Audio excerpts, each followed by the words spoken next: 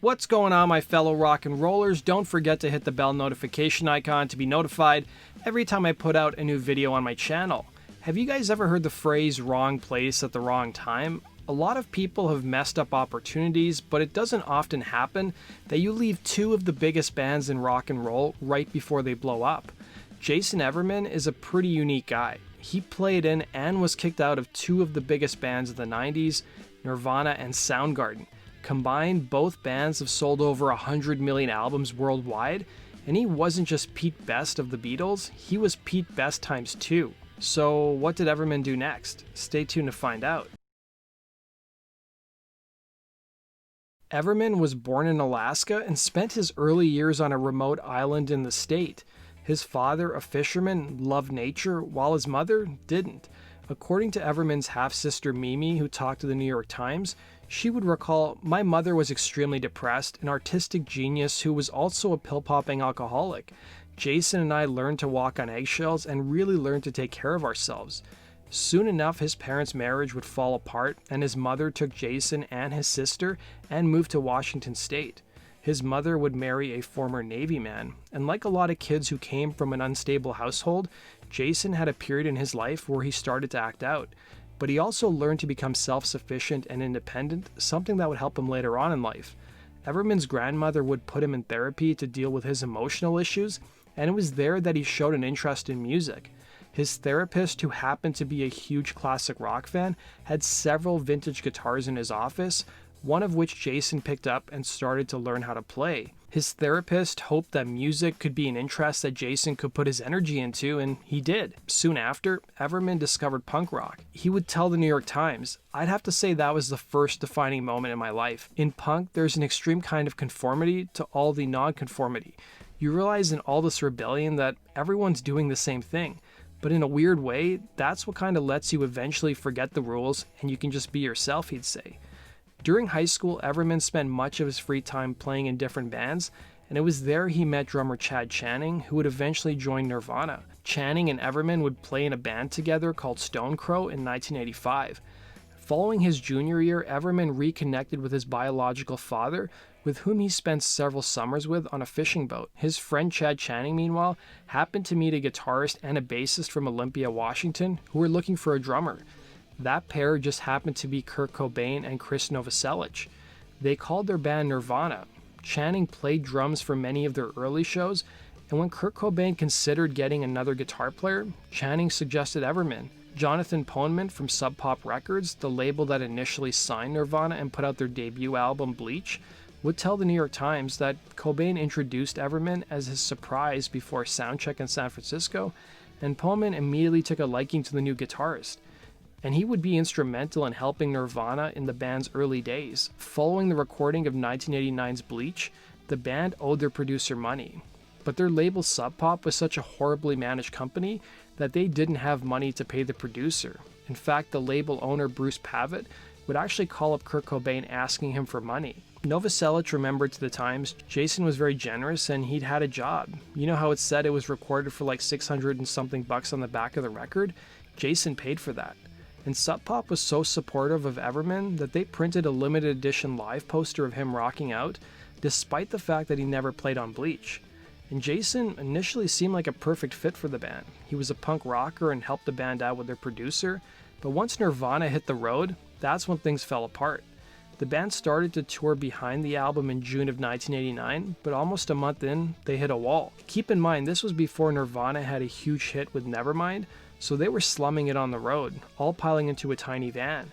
And touring can be downright boring and uneasy for a lot of people. In between gigs, you're trying to kill time while also being in close proximity to your bandmates. And Novoselic would explain to the Times, "We had some great shows with Jason, but then things went south really fast. Somewhere along the way, a cloud formed over Jason, an impenetrable inwardness that just hung there. They say he wouldn't talk to anyone, completely removing himself from the circle he'd remember." Even his friend Chad Channing was also perplexed over what was happening, remembering in the same interview, "He doesn't talk freely when things are bothering him. It just seemed as if he didn't want to be there." And Cobain and Novoselic wanted to fire the guitarist, but didn't really know how to approach the subject, so instead, they canceled the remainder of the tour after New York and drove straight home with all the members sitting in silence for the whole ride. They simply dropped Everman off at home and said, "All right, man, we'll see you later," and that was the last time he spoke to his bandmates. Everman, meanwhile, would tell author Mark Yarm in the book Everybody Loves Our Town how prior to the tour ending, he confided in Channing that he was done with the band. Chad in turn went and told Novoselic and Cobain, and according to Everman, he would say, "I came to the realization that my role in the band was essentially going to be the rhythm guitar player. I had the desire and inclination to write as well, same thing with Chad. It became obvious that wasn't going to happen. Also, we were broke and burned out from touring."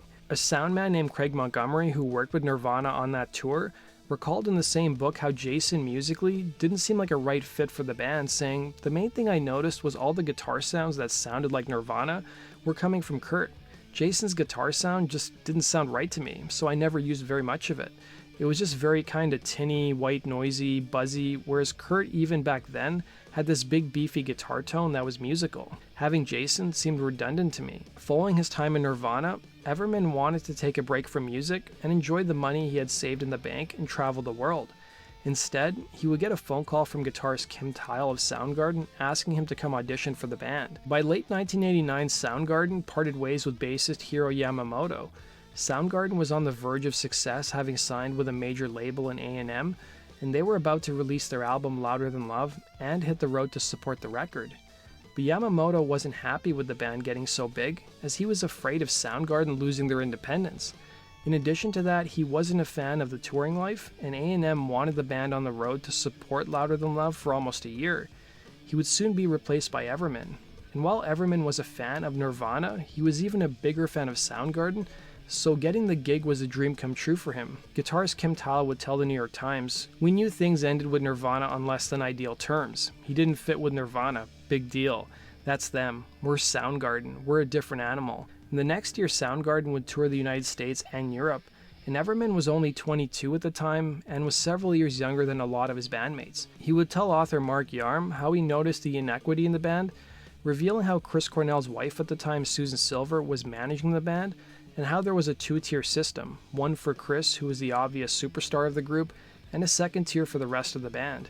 While the band was on tour in Europe, the wheels came off once again, as according to his bandmates, Jason just wasn't hanging around with them and trying to establish a bond.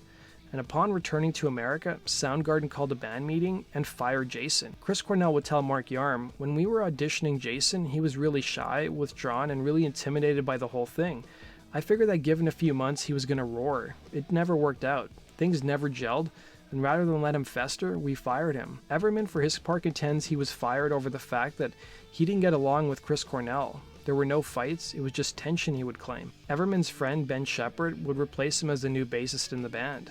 The group's next album, 1991's Bad Motor Finger, would go double platinum, and of course Nirvana, after replacing Jason's friend Chad Channing on drums with Dave Grohl, also blew up, becoming the biggest band in the world, as Bleach would go on to sell over 2 million copies, while their follow-up Nevermind sold over 30 million copies and changed music history. And following his firing, he would move across the country to New York City to play in some other bands, including Mindfunk, while also working at a Caroline Records warehouse. Mindfunk would have some success and moved to the West Coast in San Francisco, with Everman joining them, but by 1993 he abruptly quit the band. Unbeknownst towards the end of his stint in the band, he was secretly meeting with military recruiters. The military always interested him, as his stepfather was a veteran, as were both of his grandfathers. Of course, the people he played music with thought the idea of joining the military was crazy. Novoselic recalled to the Times how he was once asked by Everman if he ever wanted to join the military and see the world, and the bassist scoffed at the idea. While also sharing a house with Mindfunk in San Francisco, Jason started to get into shape, and then without warning he quit the band. And by 1994, at the age of 26, he found himself at Fort Benning in Georgia, where he underwent training to join the Army Rangers.